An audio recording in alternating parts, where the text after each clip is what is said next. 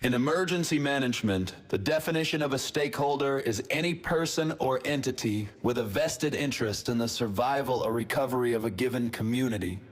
This is the Stakeholder Prepping podcast, where the tactical comes from the practical, and today, you become your own stakeholder.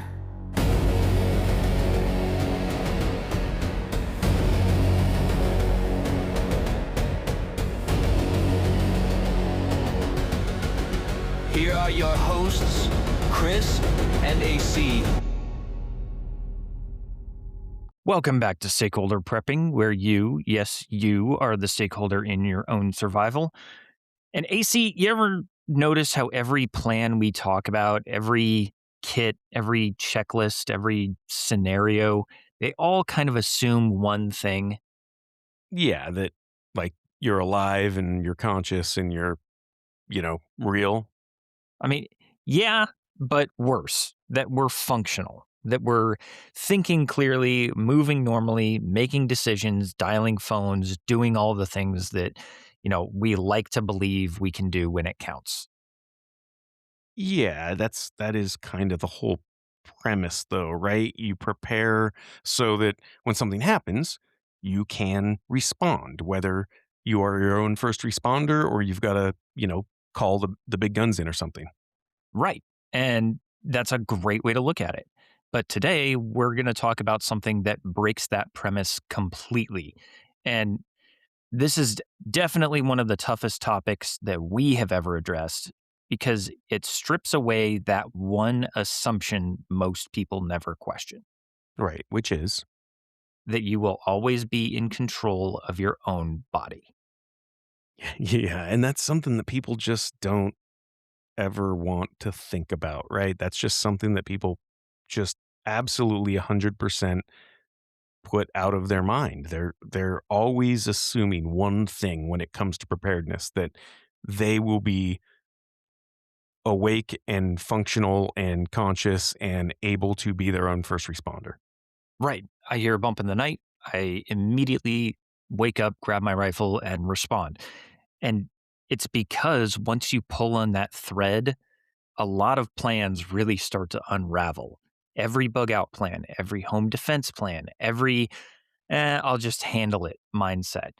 None of that survives if you are the one that goes down. That's right. Yeah. So we're talking about the medical catastrophes. Yes, but not just medical. We're talking about the unpredictable, sudden internal failure, the kind that gives you absolutely no runway, no warning that you recognize, and no time to execute a plan. We're talking about the time bombs. Sure. Right. Yeah. The strokes, the seizures, the heart attacks, the aneurysms, the whatever it is, but just the things that just show up and happen. And many times you just don't have any foreshadowing at all. Exactly. And here's a really uncomfortable truth about it is we spend maybe 5% of our time preparing for those for somebody else, but 95% of the time preparing for everything else that could happen. Right, because we assume we'll be the ones responding, that we will be the first responders. We're the preppers. We're the guys with the pocket knives. And yes, you're right. We spend maybe 5%, probably I would say even less preparing for things like that. I would say that the amount of preparedness I give to those kinds of things is, the occasional baby aspirin, maybe. Right. Or you're more prepared to respond to a gunshot victim from a road rage incident on I-5 than you are to, something like this. Right. Yeah, 100%. And we talk about this a lot in the aviation world because you hear about this sometimes that like the guy flying the plane or the girl flying the plane just stop doing that thing. And they're the expert. They are the first responders. They're the ones that should be flying the plane. And we hear about this sometimes that, the pilot just has a heart attack or an aneurysm or something.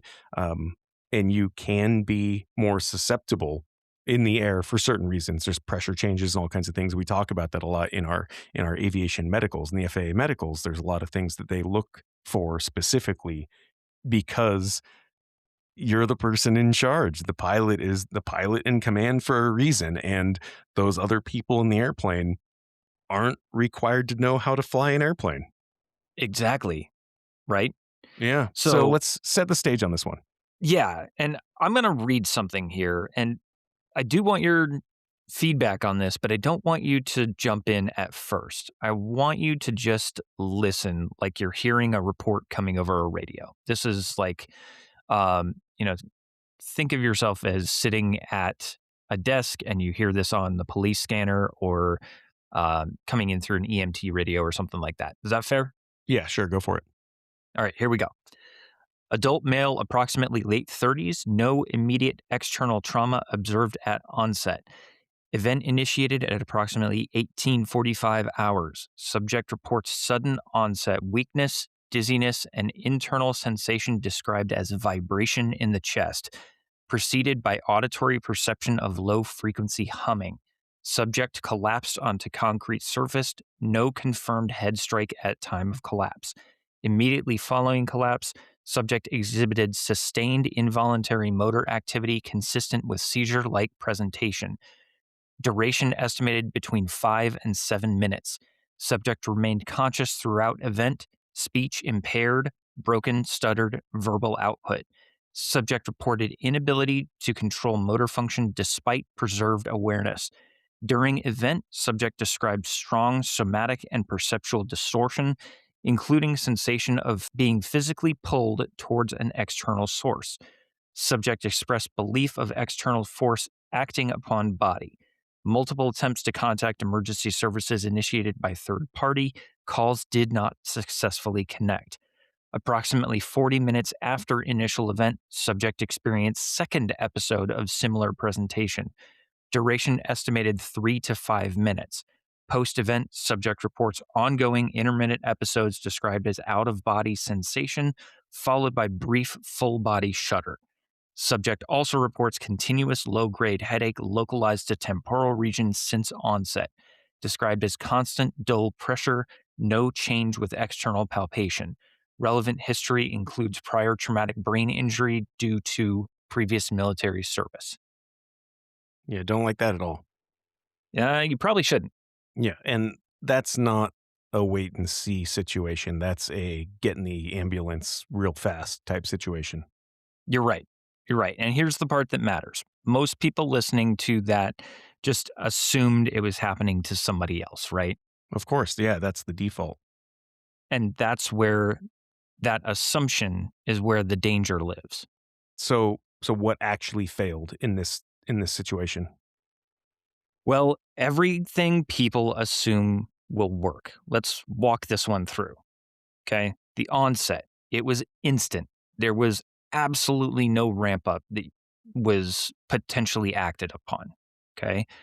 Mobility, gone. Hit the ground, nothing that could be done about it. Motor control, gone for 5 to 7 minutes. Right? That's a long time That's to a not really have your long time. faculties. Absolutely. And that's you're just talking about on a normal day, but can you imagine in some kind of SHTF event? That's a long time. That is a very long time. Communication compromised, unable to speak properly, combined with hallucinations, auditory and perceptual hallucinations. Nothing is coming out right, anyways, right? Interpretation was compromised. The brain is feeding a false narrative. That's where that feeling of being pulled or that there was a third entity or anything like that comes from. Yeah, yeah, it sounded like you were kind of describing some kind of like tractor beam thing. Yeah, something to that effect. And it fits with a lot of alien abduction case studies as well. Oh, that's interesting. Sure. Yeah, you're So, starting to make sense of all the weird stuff that happens. right. The brain tries to make sense of chaos. It doesn't always get it right because the brain is just a mushy computer that runs on electricity, for lack of a better term. Right. Yeah, no, it is. It's just a mushy computer. So that is absolutely terrifying because now you don't even want to trust your own perception of events. Precisely. And then the redundancy fails. Someone tries to call for help and it doesn't connect. Yeah, so that's the part that sticks with me. That's the part that makes this very much like a real SHTF event, because we always think that, oh man, if something really happens, then we're going to be able to call 911. And if you couldn't, yeah, that's the part that really hits home. And it should, because that's the gap, that gap between the event and the response. And then you, like you said, and then it happens again because you didn't call 911, or you didn't get in the ambulance, or you didn't go to the hospital. And then it happens again. 40 minutes later.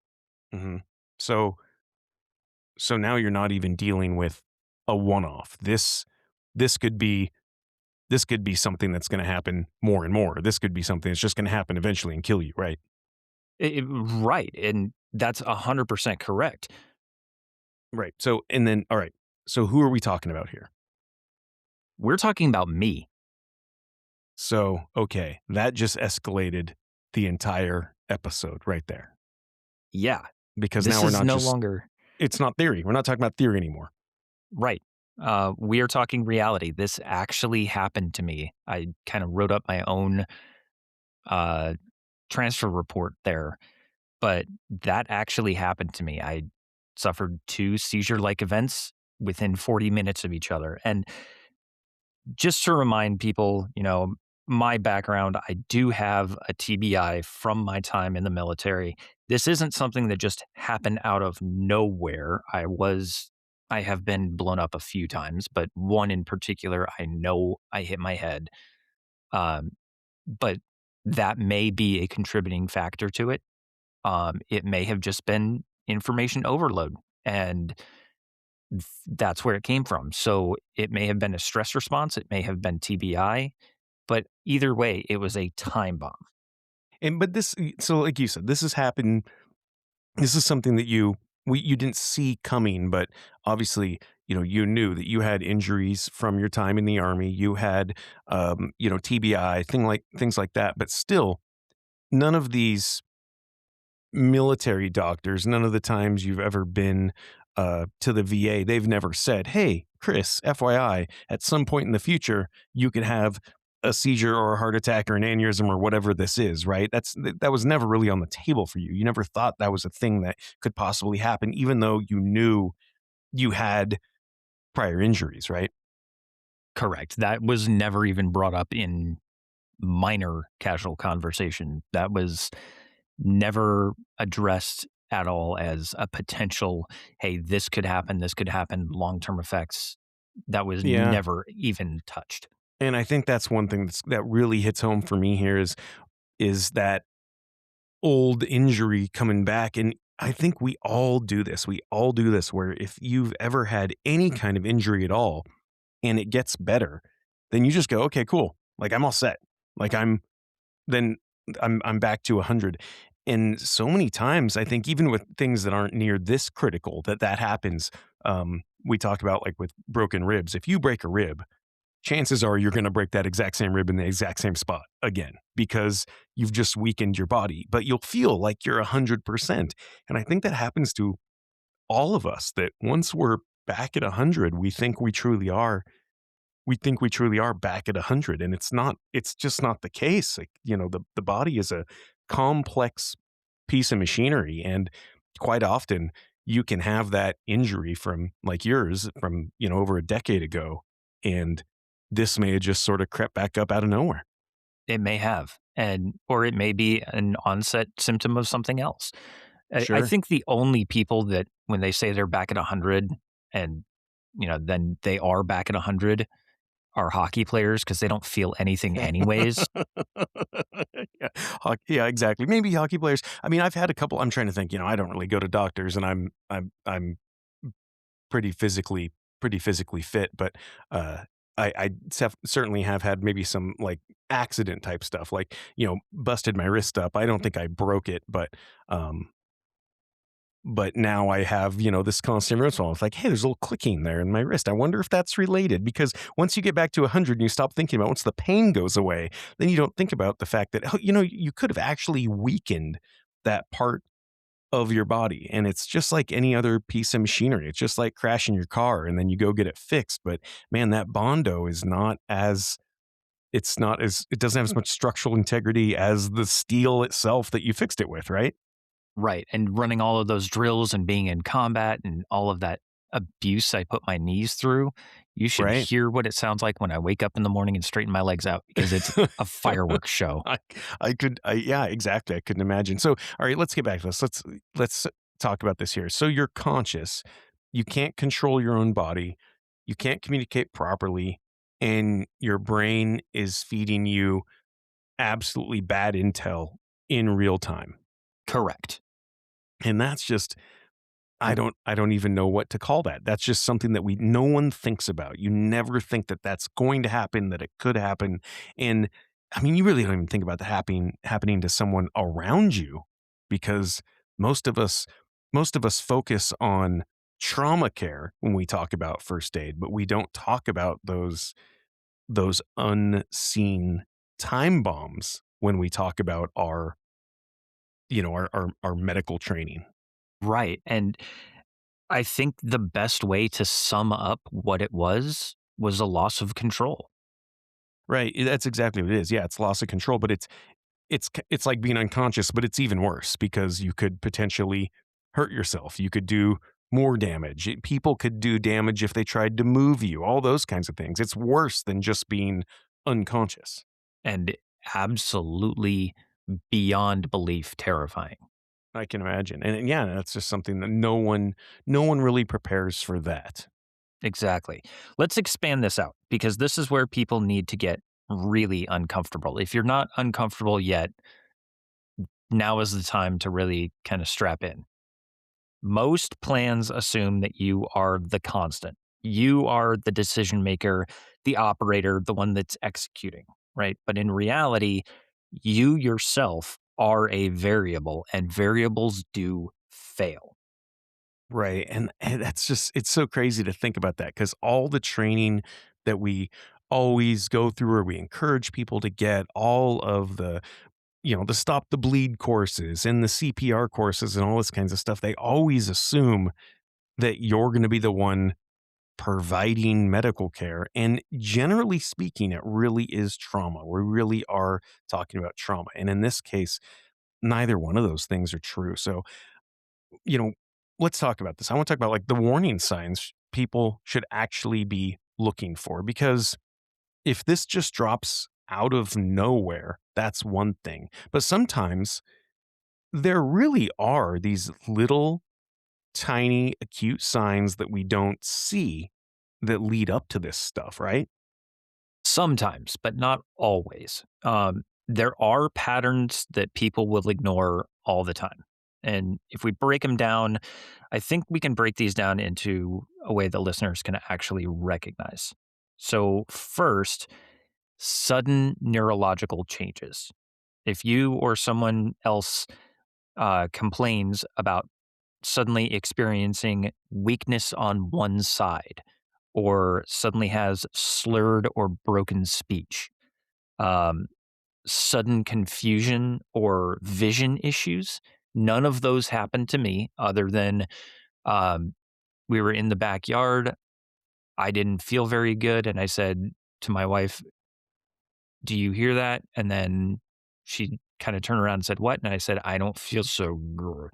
So it was like the auditory thing happened first. Right. Yep. Interesting. Yeah. So, all right. Yeah. Weakness, slurred, broken speech, sudden confusion, vision issues. And we're positive you just weren't on a marathon pub crawl, right? I I had opened a beer. I hadn't even had any out of it yet. I was I going to just say, didn't I've had it all was these. still inside. Yeah, I've had all these before, but yeah. So those are your classic stroke indicators right there. It's the FAST acronym, and it's this critical tool that you can quickly identify the most common signs of a stroke. And now they've changed it a little bit, Chris. It's not just the FAST, but now it's B fast. We've added a couple letters to make the acronym harder to remember. Yeah, and it's be fast, not breakfast. Yeah, B fast. So the B stands for balance. Any sudden loss of balance, coordination, or dizziness, that did occur to me. And then E is eyes, sudden vision changes, blurred vision, trouble seeing in one or both eyes, that was not a part of mine. Then F is for face. One side of the face droops or feels numb. This one is really, really easy to tell because you can ask somebody to smile, and if they smile and only one side of their face picks up, something is wrong. Right. That's pretty easy. Um, then we've got A for arms, weakness or numbness in one arm. Ask the person to raise both arms. If they can flap like a chicken, they're they're pretty good there. Speech is S, slurred, garbled, hard to understand speech, things like that could be a symptom. And then time is T, and that's if any of these signs are present, call 911 or local emergency services immediately. So be fast, BEFAST, balance, eyes, face, arms, speech, time. Yep. That's easy. And we'll put, obviously, on our blog, if you're a blog subscriber or you go look at our blog ever at stakeholderprepping.com, we'll post all this stuff and, some good medical resources so you can brush up on this stuff. I would say that the one thing here in this situation, especially when we start talking about the strokes and the heart attacks and things like that, is you really can get, I would say, 90-95% of this training online. These are not dig your hands inside of somebody and trying to find an artery, right? These are things that you can actually learn off credible online sources, right? Would you agree?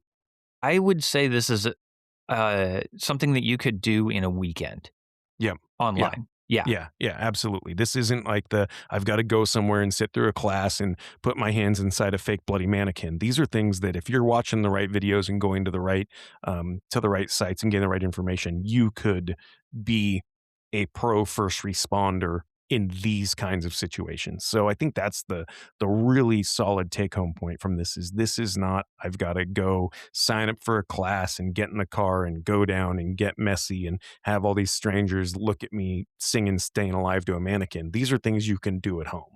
And this is something that you can do on YouTube with your family.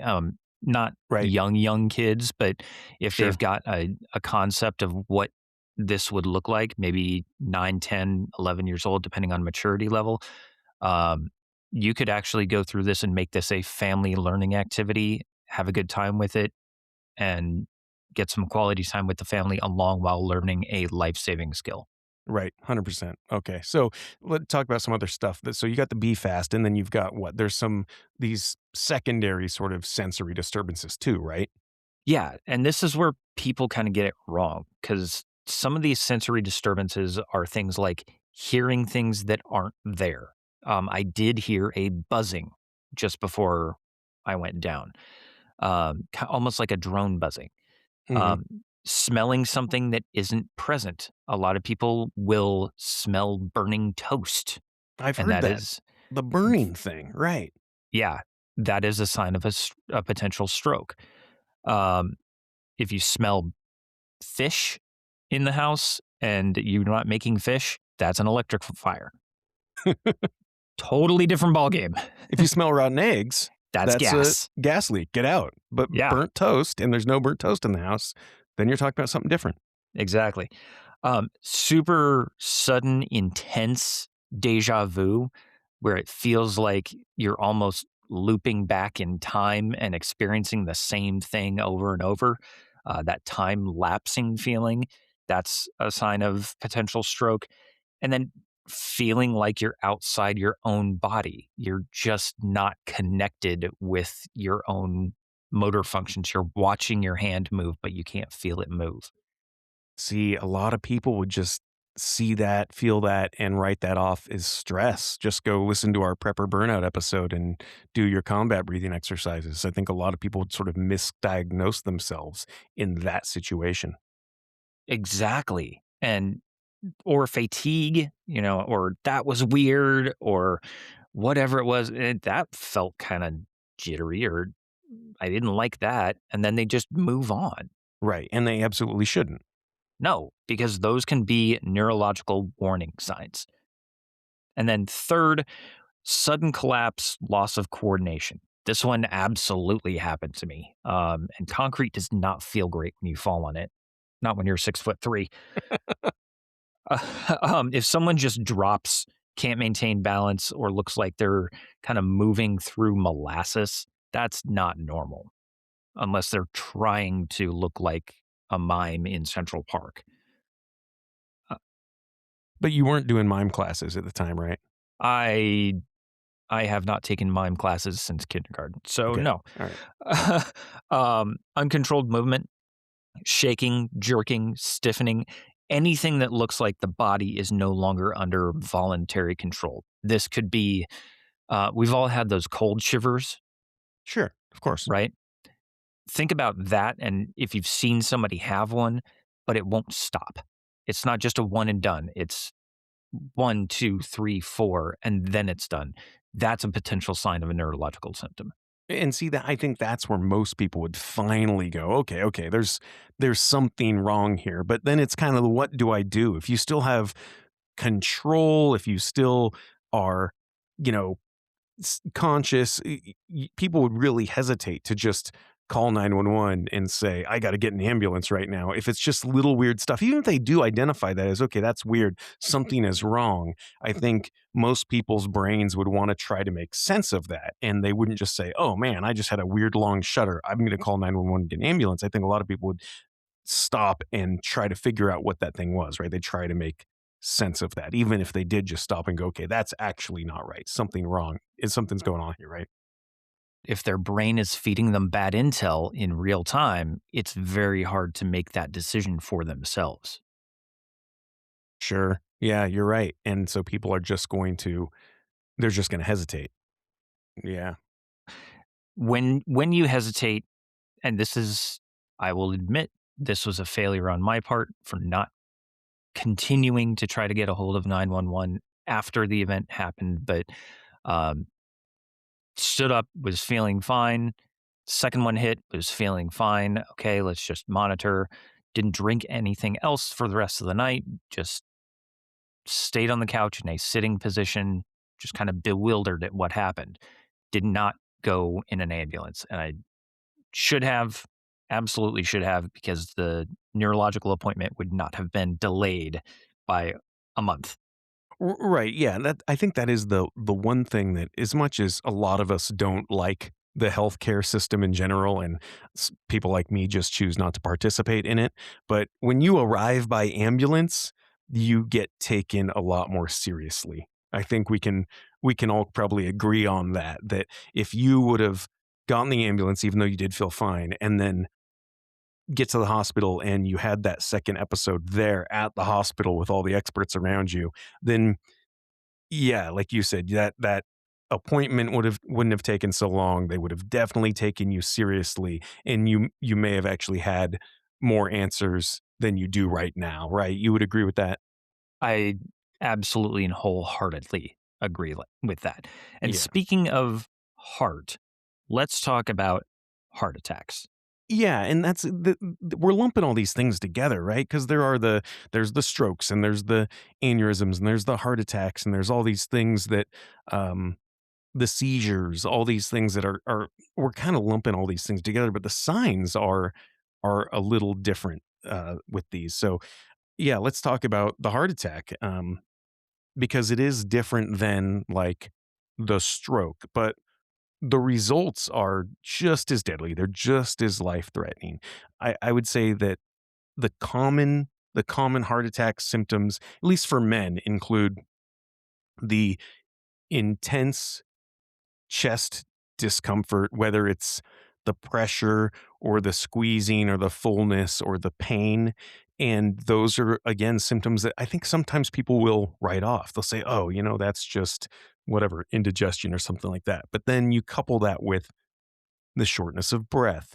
And then there's pain in the arms or the back, neck, jaw, cold sweats, nausea, sudden fatigue. And again, all of these things, when you look at all these separately, I think those are things that a lot of people do write off, especially if you're out working hard, you're out in the yard and you're mowing the lawn or whatever, and you're building up a sweat. A lot of times you'll have these symptoms and you're like, man, I'm just getting old, and you will write that stuff off. So and symptoms do vary by gender. I mean, particularly women, they experience milder symptoms a lot of the time. So women really do write these things off a lot. They'll have the fatigue, the nausea, back pain, but a lot of times in women, they don't have that significant chest pain. Um, and they may have like that, the lips or extremities turning blue without the ambient temperature dropping stuff. That's one that can be gender specific sometimes. So Hmm. there's weird stuff like that that happens. And milder symptoms are generally misdiagnosed or ignored as sort of atypical. And that's kind of a problem with, I would say, one of our big healthcare issues without getting too political. But, we do spend a lot of money on diagnosing things within men, at least more than we do diagnosing things within women. I mean, we probably spend more money on boner pill research than we do on women's heart attacks. And so these Oh, we things, we definitely do so because these things aren't necessarily atypical. It's not abnormal. It's just kind of under-researched, I think, a lot in women. But, if you're having milder symptoms, then obviously it's just easier to write that stuff off, right? And I think that's one of the scariest things, especially in heart attacks, where we will write that stuff off. So, that chest discomfort, right? Let's break that down a little bit. That most common sign is that pain or pressure in the center of the chest, and that will last for a few minutes. And a lot of people describe this as the coming and going. And again, that's why it's so easy to misdiagnose yourself as like indigestion. If you're somebody that gets, like acid reflux or heartburn, it can feel exactly like that, where it's like this coming and going feeling. But when you couple that with the other things, the upper body pain, so that pain or discomfort that spreads to one or both of your arms, the back, neck, jaw, stomach, kind of all at once, that can easily be a sign of a heart attack. And then obviously the shortness of breath.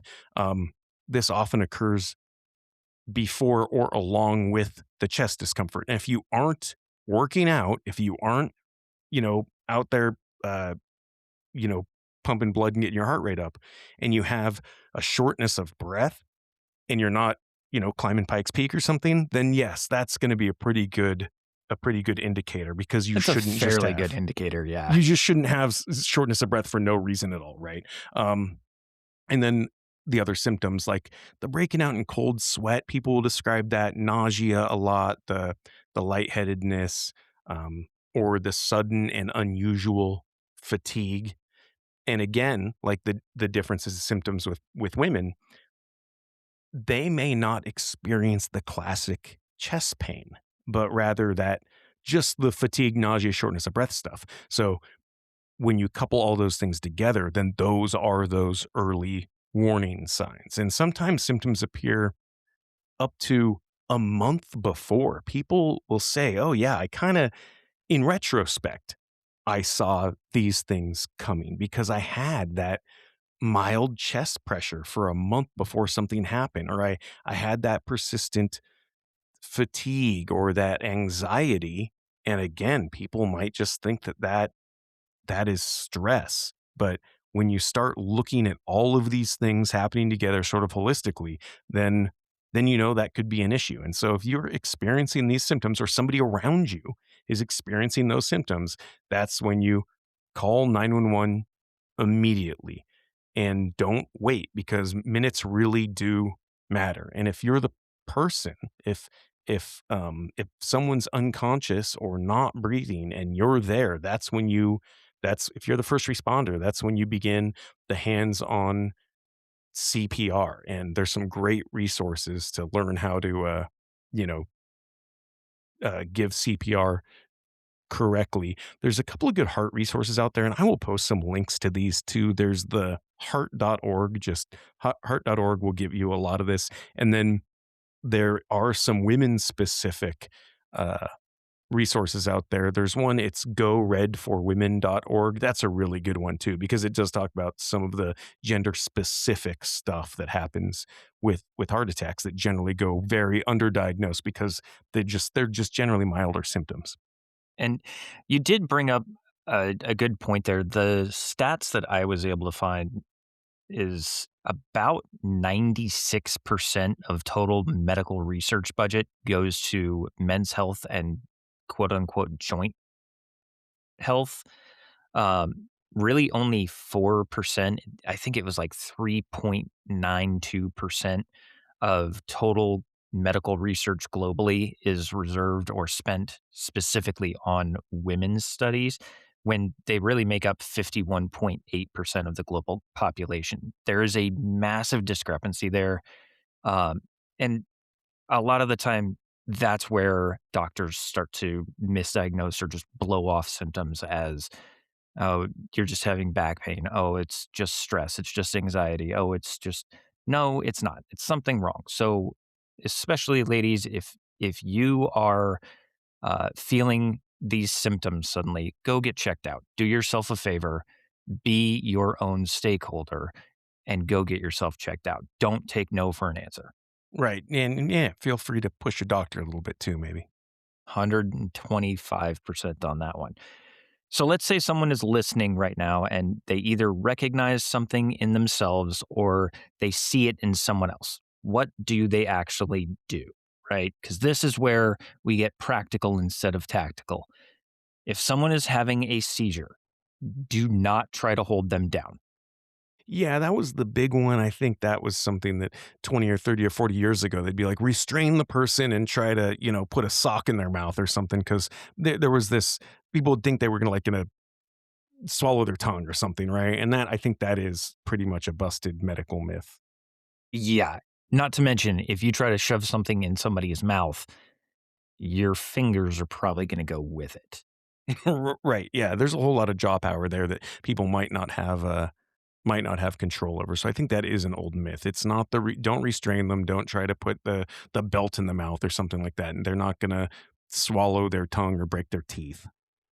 Yeah, and if you can safely, if they are on their back or on their face, if you can safely move them to one side or the other, that can help because if they are vomiting or choking at the same time, that can prevent them from inhaling it and suffocating. But Yeah, sure. but if they're already on their side, honestly, one of the best things you can do is just put a hand on them and just be there and walk them through it verbally. Hey, I'm here. I'm not going anywhere. I am calling 911. Please be patient. I'm calling 911. I am not leaving your side.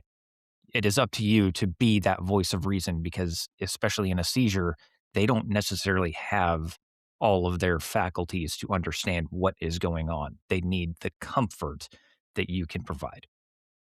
Right. So, and I think there is some other stuff, right? They say you can like clear the area around them, right? You can cushion the head if possible is a big one, and then, like you said, get them on their side if you can, because then if they vomit or something, they're not going to aspirate.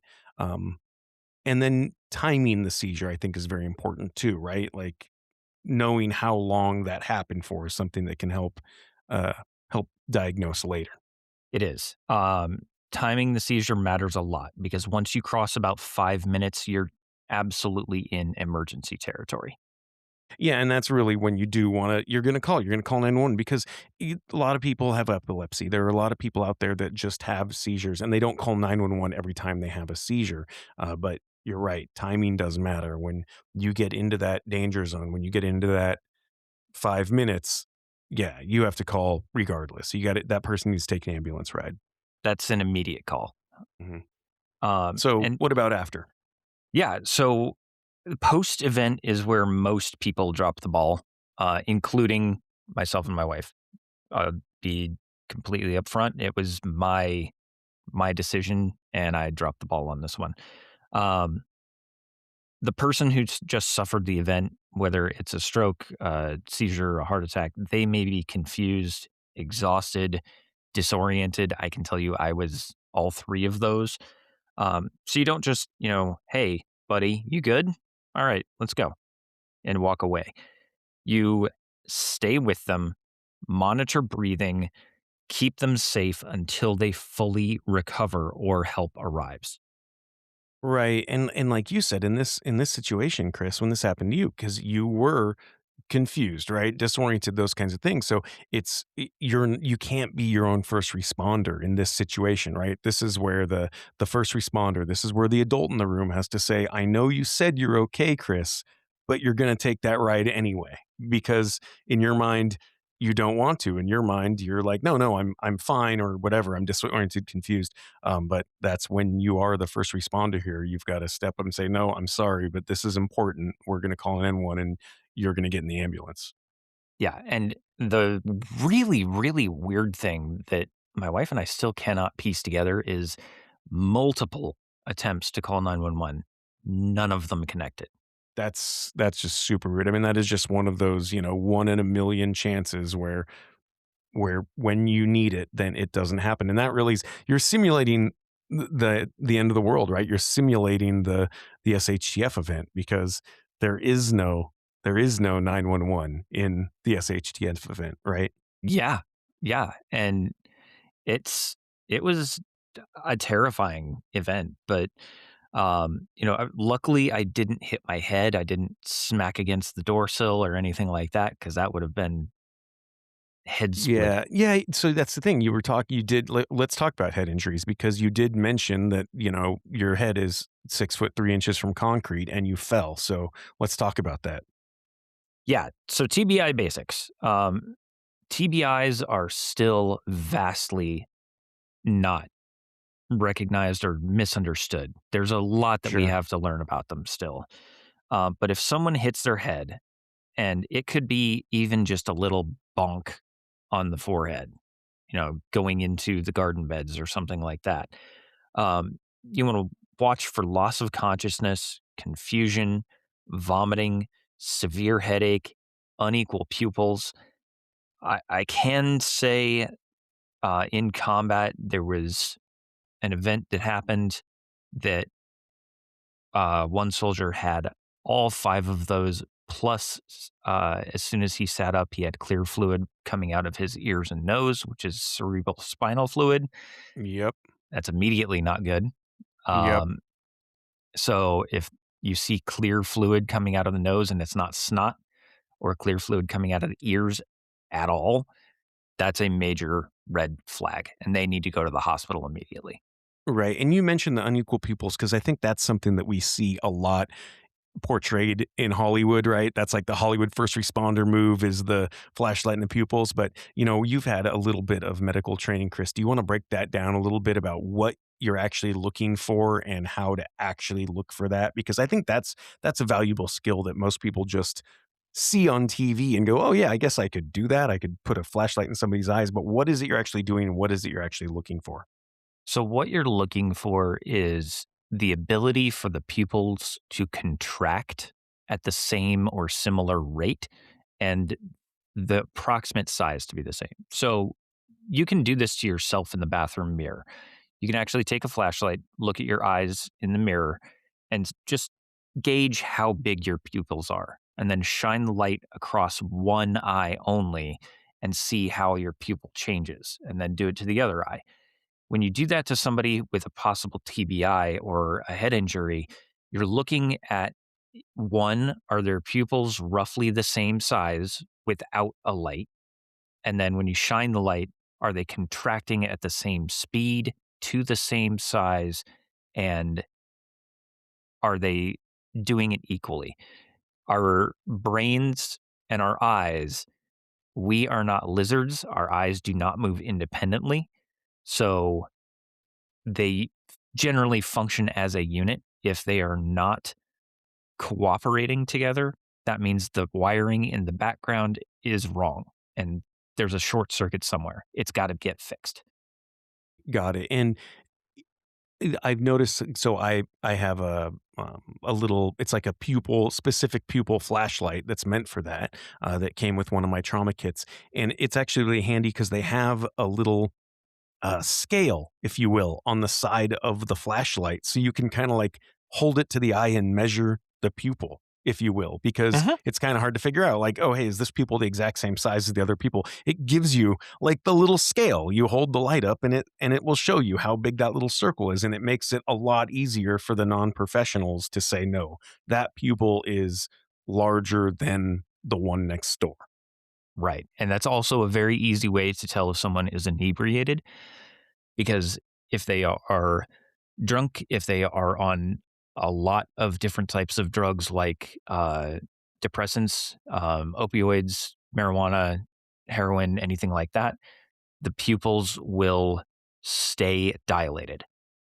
If they are on uh, amphetamines, cocaine, anything like that, that tends to contract the pupil and keep it a pinpoint.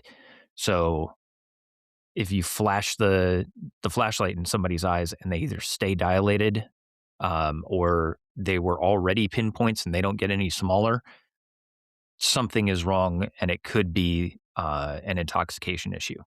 Ah, okay, that's really interesting. So, all right, so we talked about like the loss of consciousness, the confusion, the vomiting, the severe headache, the unequal pupils. That can be the TBI or the severe concussion. That's the bad news territory, right? Yeah. And the key is symptoms don't always show immediately. So, just just because they seem fine doesn't mean they actually are. Right. You watch somebody take a header off of a door frame and then 40 minutes later they're puking. That's a problem. Yeah. So we've got the recognition, right? We've recognized the problems. We've got that response. What about prevention? Or is that even possible? Really, this one's a tough one because prevention, um, you don't prevent everything. You reduce risk. And you know that sleep matters. We've talked about that before. Hydration matters. We've talked about that before. Managing known conditions matters. We've talked about that before. This is a risk matrix for your own body, right? Right. Eat And healthy. that's what we do a lot of here, right? Is we're just talking about mitigating risk. That's kind of the whole point of us doing a podcast every single week is just helping you mitigate risk, right? Pretty much. Yeah. Yeah. So eat healthy. Don't eat, you know, all spam and peanut M&Ms and call that your prepper diet because that's just going to clog your arteries and make you fall into a heart attack even faster. Uh, if you're going into a dangerous area or a collapsed building, wear a bump helmet. Yep. It's too easy. Just strap it on and it will hold your flashlight for you. What do you know? But Mm. simple things like Yep. wearing a helmet or uh, eating healthy. Those are your risk prevention measures on this. But more importantly, you plan for failure. Yeah. And why don't you break that down a little bit? Because I think that is really important. I think a lot of people don't understand what you mean when you say planning for failure. This is kind of the ultimate pace model, and it's not one that a lot of people are going to want to do because it's scary. You assume there is a version of reality where you are not the one in control, right? Right. You build out a plan where you have a partner who knows what to do. You have a home environment that doesn't kill you if you fall or fail. You have a communication backup plan. Yeah, that is a big mindset shift. It really is that you, and we're not saying go wrap everything in bubble wrap, although that would be kind of cool. But yeah, just having a home environment that doesn't kill you if you do have that slip and fall. Yeah, simple things like, hey, the light over the stairway went out. Let's fix that before one of us slips and falls in the middle of the night and suffers a TBI that permanently handicaps us. Right. And I keep coming back to the psychological side of this because it's just kind of weird to think about. You can't really wrap your head around what if your brain is feeding you misinformation. And it's a weird sensation. You should be thinking about that, right? Right. Right. Because yeah, I mean that idea that your brain can misinterpret what's happening to you in real time. It's just very unsettling. It is, but it is very real. And that's why after this, thinking back to a lot of the stories or accounts of alien abductions that I've heard over the years or read over the years, I can see how those events could be misinterpreted and how people say I got abducted by aliens and they did this and this and this and they took me up into their ship. And even the tractor beam of light, I can see that if you were alone and you suffered one of these types of seizures or stroke or something like that, to where your brain was not functioning correctly and feeding you bad intel, I can understand why that sensation would feel like you were being pulled up into a ship and experimented on and then placed right back on the ground where you fell from. That's crazy to think about that. Yeah, yeah, I mean, it doesn't justify everything, but it could certainly kinda help justify some of those feelings people have had because you had these feelings and now you've figured out exactly, "Oh, this is what actually happened to me." But you're right, if you were alone, if this was the middle of the night, if you were in your bed and that happened and there was nobody else around, you very well could believe something completely different because the brain is playing tricks on you and you just don't know it. Yeah, the brain is a mushy computer. It's a pattern recognition machine. We are tuned to identify and recognize patterns. When it receives abnormal information or input, it tries to build a story or a narrative that makes sense. And it tries to do it in such real time that it kind of gets hung up on its own rabbit hole. Yeah. Yeah, it's wild. So, all right, we're getting close to the hour, so let's bring this one home. All right. So here it is. Preparedness is not just about surviving the event. It is about surviving the moment where you are no longer capable of executing your plan. And that is the gap. That's the gap. That's the gap And if you don't plan for it, you are exposed. That's a hole in your risk matrix. completely. So you have to identify what your risk matrix for your body and your potential failures are. And this is uncomfortable. Right. I mean, this is probably one of the most uncomfortable episodes we have done because we're talking about real life things that actually happen that you really can't prevent, but you can plan for. Yeah, it forces you to control or to confront something that you can't control. Ignoring it doesn't just make it go away. Yeah. All right. So, I mean, this largely is your episode. We're talking about things that actually did happen to you recently. So, what do you want? What do you want people to walk away with? I would say three things. One, you are not the constant, you are actually a variable.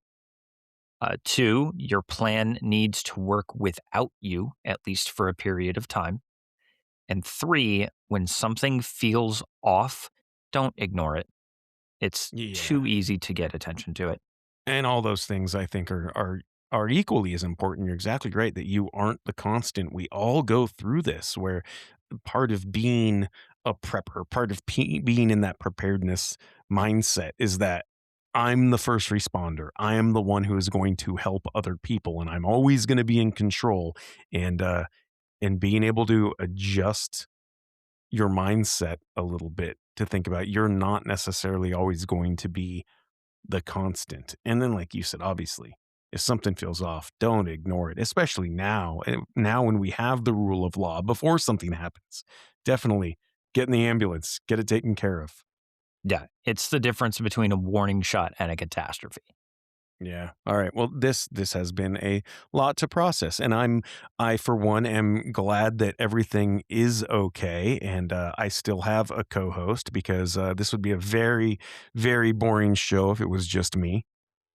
I can see that, but I definitely have to give credit where credit is due. I want to give 1,000 and many, many more thanks to my wife, not only for helping with finding some of the stats for this episode and helping with some of the research for it, But also, thank you for being there and being that one by my side and comforting me and helping me to recover and get through everything. And I probably would not be without, I probably would not be here without you. So I thank you immensely now and forever. And she's got to put a gun to your head next time and make you get in the ambulance. I, that's a valid point. Yeah. I'm stubborn. She knows it. She Right. deals with it, and I appreciate her for it. But yeah, next time if anything like that happens, no chances. It's going. We're taking the wee woo ride. Yeah. The wee. Right. But hopefully, listeners, thank you for sticking with us. Tune in next week for a completely different, hopefully not as terrifying direction. But until then, remember, you are your own stakeholder. We will see you then.